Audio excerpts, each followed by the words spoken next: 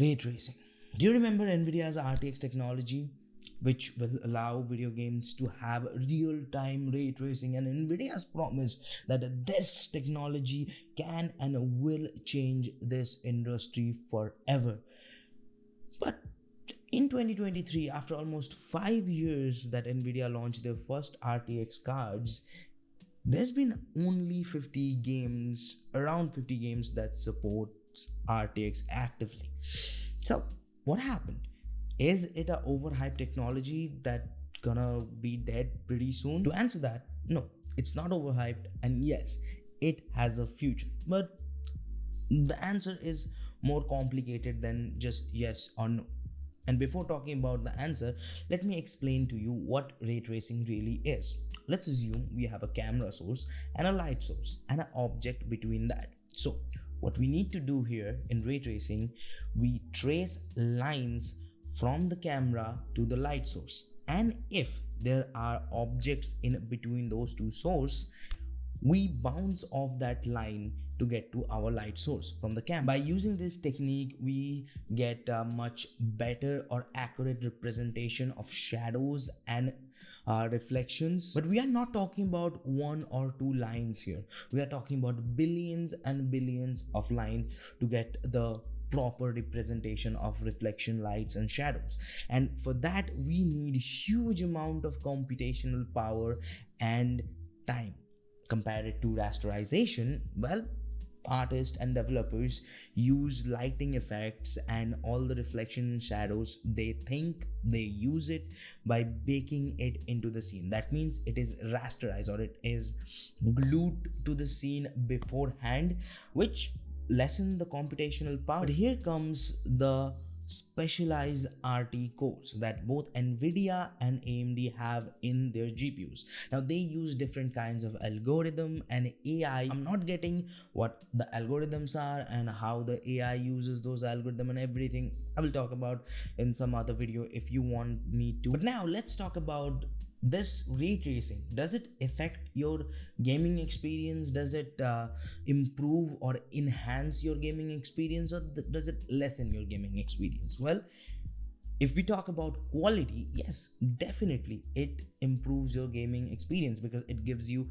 much better graphics. And who doesn't love realistic looking graphics, like movie like graphics while they're playing video games, right? We all love it. But that doesn't mean that ray tracing is only your option.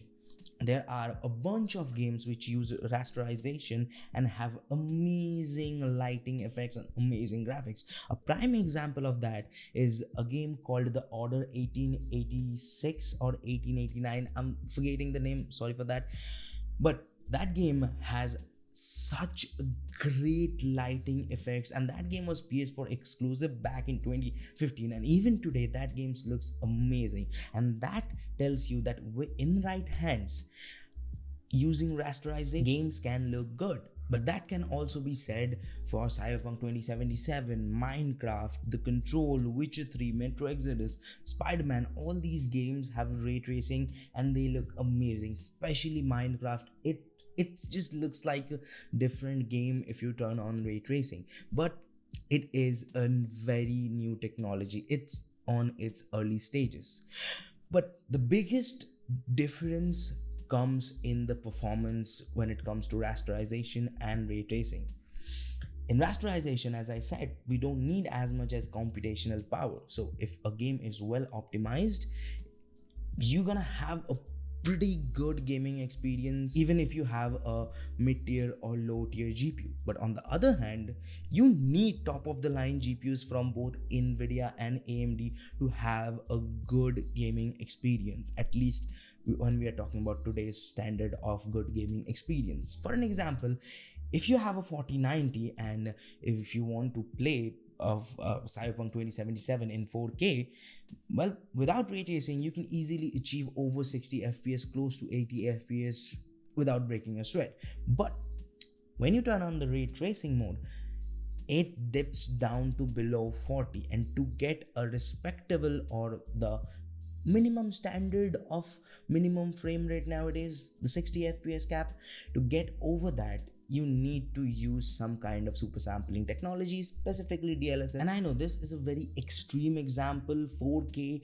4090, not everybody has that, but as I said, this is the top of the line GPU that Nvidia has to offer, and Cyberpunk 2077 can be said is the top of the line representation, at least one of the top of the line representation of RTX implementation. So what's the future of ray tracing? Is it gonna be dead?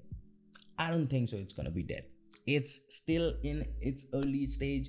It needs time to mature. It will mature, but the computational cost that requires to drive ray tracing is too high, and the consumer level GPUs are lacking behind that. At least GPUs for most of you and me average Joes, like 4070s, 4060s, or 3060s, 3070s. These are the cards that we are buying. And there are also a lot of people, a huge chunk of people, who still use entry-level GPUs, and they don't have the option to use ray tracing, even the option to turn on ray tracing. And until and unless those people gets their hand on to a cheap ray tracing cards, developer wouldn't use this technology, because that's kind of a waste of their time, money, and resources altogether. So, but in my opinion, ray tracing shouldn't be a standalone technology. I think when we combine ray tracing and some kind of super sampling, specifically NVIDIA's DLSS 3.0, when we combine those together, we get some of the amazing result even in today's hardware. And I think in future, ray tracing will be used in the combination of some kind of super sampling technology. But in 2023, is ray tracing worth it? Maybe if you have the money, if you can pay the early adopter fees, then maybe it's worth it. For me, no, it's not. And I'm sure it's not gonna take decades to ray tracing mature. Give it a few years, 2, 3, 4 max, you will see GPUs with amazing ray tracing support that comes at a good price, and there would be games which will support ray tracing and perform efficiently on those hardware. But until then, if you're using ray tracing, let me know in the comment section that how your experience has been. If you like the video, hit like. If you want to watch more videos from us, check out this video right here. And if you want to subscribe, well, do it by here. And there's Akash. I'll see you guys in the next one. Peace.